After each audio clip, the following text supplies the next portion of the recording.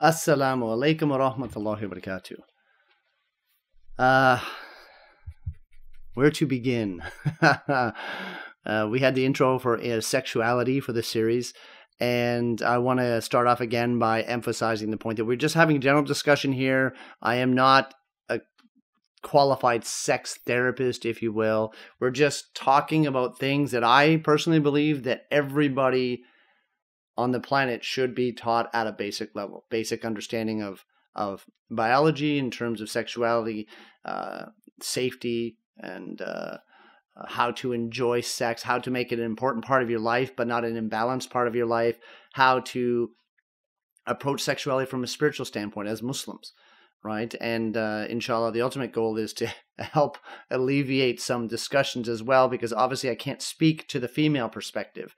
I can give some basic academic understanding, but since I'm not a woman, I don't know how women feel. I don't even know what other men feel, right? I know what I feel, I know what I understand, I know what I've been through in terms of my sexuality, and but inshallah, we'll approach this in the most halal way possible, with the intention to learn and to understand, so that sexuality doesn't become something that we're afraid of, doesn't become something that we affects us negatively, because sex, like anything else, can be very pleasurable, very enjoyable, and an amazing part of building a relationship.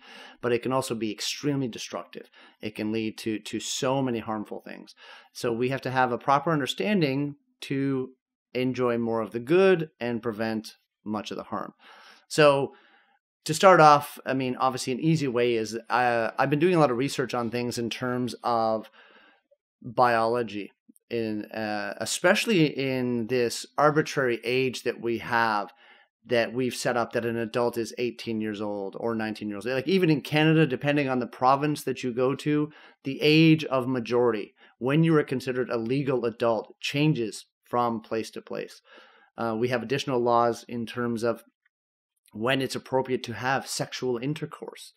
The government has also placed laws on things like, not that it should be an issue for us, unfortunately, but it is, things like alcohol. There are different ages, depending on where you go, to consume alcohol. This one, to me, it shouldn't even come up in conversation. However, this is one of the issues we have. The government feels the need to dictate when and where and how our freedom is allowed to be practiced. Now, this creates a lot of problems, particularly about historical aspects in terms of when people started sexuality and so on. And an interesting thing is that people are really upset about ideas of polygamy and their ideas of marrying at a young age and so on. But this was always the practice of human beings, of mankind. And it only until recently, when we started to say, well, you know what, people get into medical science and into psychology and stuff, that, you know what, we don't think society is ready to start engaging in sex at this age. But the weird thing is that, at least in where I live, in Canada, there is this trend to push sexuality at a much earlier age. And they're saying, well, it's for the sake of education. But the problem is that people are pushing particular ideas of what sexuality should be, right? And obviously we're going to have conflicts with that as Muslims. Now, for the young brothers out there, and the young sisters as well, from a biological standpoint, it's don't be afraid to ask your parents, right? It's going to be challenging for some, because many parents are out there are afraid that you're going to ask them in the first place, and that has to stop. As parents, we have to have the confidence, and if we are not understanding of human biology, we really need to take the time to do this, right? And you can go online. There's a lot of good resources online that will help you to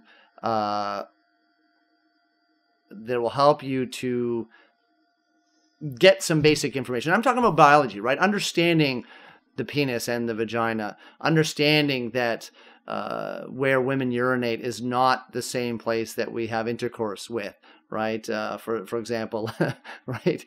This is like one of those things that many people don't know, and they're like just shocked, right? So we have to be, as parents, we have to be comfortable with this information. And in Canada, I was taught sex education at grade 9, grade 10. So I was 14, 15 years old. They introduced these concepts to us, and they told us that a high level and an appropriate level of what sexuality is. And we really need to do this, because if we don't do it as parents, our kids are just going to go somewhere else, and they're going to learn from their friends who don't know what they're talking about, because they're all in the same age and they don't know what they're talking about. So they're going to learn things. They're going to learn things inappropriately. They're going to learn things that could be harmful. So at least learn the basic biology. So something that's I found interesting through the study was that back to the age of majority thing, is that we are in an age right now where they're saying that younger boys and girls are becoming or getting into puberty, or starting that biological change, if you will, at a much earlier age. It's more common around 9 and 10 years old now for both boys and girls. It's not just a girl thing anymore. For a long time, it seemed that girls were hitting puberty and beginning having their menses, their periods, earlier in a few years earlier than boys. But that's not, based on some recent studies, that's not really the case anymore. Now, one of the problems we face is that physically boys and girls are going through a change, getting their bodies prepared to be sexually active and to become young adults. The problem is that because of the nature of our society, we are teaching our children to be children much longer. So physically they're growing up, but mentally they're not taught how to be young adults until a much later age. And that creates a lot of problems, because the physical and emotional urges come up, but they don't understand them because we haven't taught them about these things. So it is important to have that conversation sooner than later, if you will. But obviously you have to pick the appropriate time when to do it. I mean, when you feel that your child is consciously aware and things are going through changes, it's okay to sit them down and have this discussion. Now, as I said, focusing on some of the biological aspects is a really important thing, that especially for the sisters. As I mentioned, this series was initially inspired by a sister who doesn't know how to approach her 13-year-old son in terms of this topic, because as a woman, as a single mother, she's not confident with the individuals in her society in terms of the male figures in her life to teach her son in an appropriate way. There seems to be a lot of cultural issues with this. From what I understand, I could be wrong. Allah forgive me if I'm wrong in this, but they just don't want to talk about these things. So it's just like, it's natural, let it happen, and that's okay to a point. For example, women get pregnant and the baby's going to come naturally, whether you like it or not, right? But we can't. It's better to be educated on that process to reduce any chance of harm. Now, for young boys, and young girls too, when they start going through puberty, I mean, a lot of things change, right? The changes are similar and the changes are different.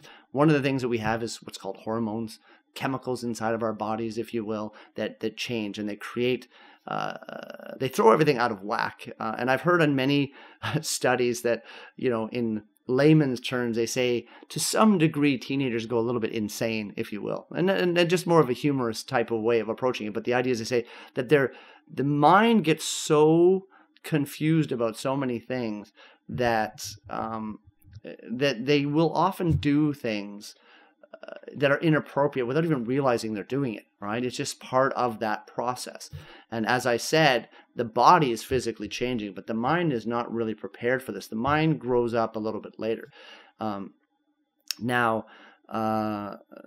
So yeah, I mean, this is kind of the focusing on the age is something that has to begin. So in this case, the sister is talking 13, and there is the potential that she should have maybe had these conversations a few years before, but unfortunately the resources may not have been available, and that's one of the reasons for doing this.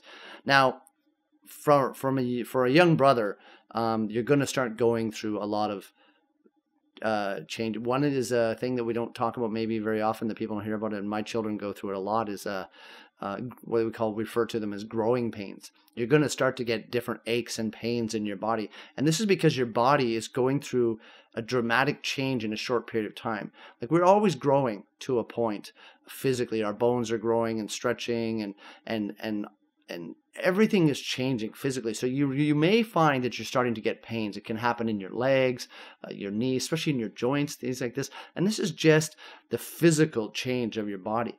And you get this constant ache. And my children all went through it to a certain degree at different levels. And that's an interesting thing with biology, is that what you're going through is going to be very similar to some of your friends and maybe your family members, but it may not always be exactly the same. So growing pains, physical, like you're just achy. It's not like workout or anything. Your body hurts in certain places and it's tender and sore. And it's not to be anything to be afraid of. We're not talking about horrible, debilitating pain. It's just like an achiness that you may get, and you'll notice it. And this is one of those signs that you're going through puberty. Also, for boys, the voice will change over a couple of years. They'll go through this awkward stage of being really harsh, and they just, right? And they get this weird, funny, almost like it sounds like you have a tickle in your throat. You may not realize it's happening, but everyone else hears your voice. One day it seems normal, and the next day it's a little off, and then depending on various things, you may end up getting a very deep voice. You may have just slight change in your voice. But generally, the voice of the young brothers will start to change and get more, shall we say, manly, if you will, right? The sisters, on the other hand, not so much with their voices, right? They may a little bit, but that's not one of the changes that sisters or women go through. The aches, the body aches and stuff is something that they may go through. And for the brothers, one of the most challenging things that maybe I'll do an entire, is just a little mini video on this in itself, is you are suddenly introduced to something new and strange and exciting and scary called erections. Okay? This is where your penis starts to change just randomly, out of the air, out of the whatever reason. And it's kind of, it's a very stereotypical, humorous thing that we use. And I don't know what other cultures, but in Western society, it's a big joke, because it's one of those things that it's just a sign that you're going through puberty, that your body's changing, and it can just happen at any time. And because it's so new and you're adjusting to this sudden change, where your penis goes from what they call, I believe is the word flaccid. It's basically just normal, and all of a sudden it decides to stand up, and often in public, and it can be uncomfortable, it can be embarrassing. And I don't mean uncomfortable in a painful way. I mean uncomfortable in the sense that you're very stressed and tense, and you're like, so a little tip for this that I taught my son is, when you start to notice these things happening, a little trick for the young brothers is wear a bigger, longer shirt, for example. And this will really help you with this, because as I grew up wearing tight pants and so on. Obviously, as a Muslim, I've changed to be more modest in my dress. But now in hindsight, if I had known, I would have worn longer shirts, this kind of thing. And then when it happens, it's a little easier to kind of cover, because it is a private issue. Right? And the problem is that when this happens, it's a public issue, right? It's noticeable. People can see that all of a sudden there's a change. And and that's where I think the biggest challenge with this is initially for the young brothers. So just don't be shocked. Don't be caught off guard. I mean, it is going to be a little bit embarrassing, but don't think the wrong way about this kind of stuff. So, well, I guess basically on that little note, I don't really have to. Maybe I still will go into some other ideas about it. I will talk about it further, because it does lead into other things such as masturbation, what's known as pre-ejaculate, that you may start having nocturnal emissions, I believe is the term that they use, meaning wet dreams, right? So there's a lot of things to talk about, and these are natural. Everybody goes through them, right? And if somebody doesn't go through this, in the extreme case where somebody biologically doesn't go through, as a boy, through erections, through wet dreams and all this stuff, there's usually something wrong physically, biologically, right? An illness or something like that, right? It could even be a mental issue. Let's say you live in a very stressful environment. Sometimes it can have such an impact on your body that you may be delayed. So don't worry about that either. If you don't start at 9 or 10 years old, you start at 13, 14. It's not a big deal. We have an example from the Prophet ﷺ where where there was two boys that came for one of the battles and wanted to fight in the army. And the Prophet ﷺ asked how old they were. And one was, I believe, maybe 16 or so. One was a little bit younger, maybe 15. And the Prophet said, well, you guys are a little too young. And so one of them was bigger and stronger, and then there was a smaller one. So the bigger one says, look, I'm well trained. My father taught me to hunt and to fight. So I believe what he did was he said he showed him. So the Prophet asked him, show me. And he showed how good he was with archery. So the Prophet said, you're fine. And then the younger guy, smaller guy, said, look, I'm stronger than him. And it was kind of this in-your-face challenge, right? So they got them to wrestle. And the younger one proved that he was physically more capable, right? So just because somebody's bigger and stronger doesn't mean that they have gone through puberty and completed puberty, and that their changes are somehow superior to your changes. This is just an example where everybody's a little bit different. You're going to get people who are smaller, but maybe physically stronger. You're going to get people that start puberty at an earlier age.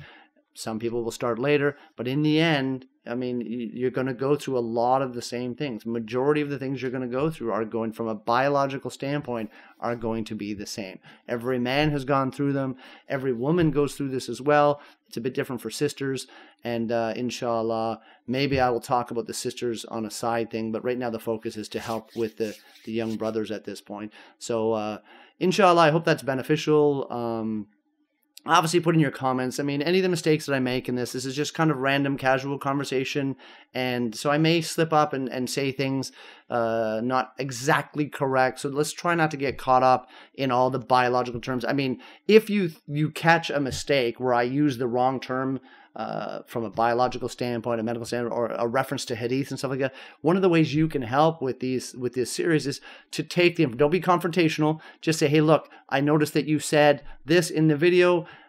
This is actually the term that's used, or this is what these studies have been saying, or this is the hadith that you were talking about. This is where you can help, and this is where you can get involved with these videos, because the idea is to not get, this is not supposed to be a debate. This is just supposed to talk about the generalities of things.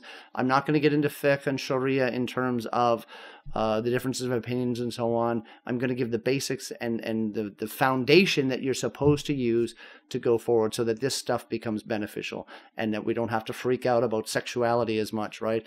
No matter how much information we have, it's still going to be uncomfortable. As an adult, I'm going to lay it out there. As an adult, it happens sometimes for me.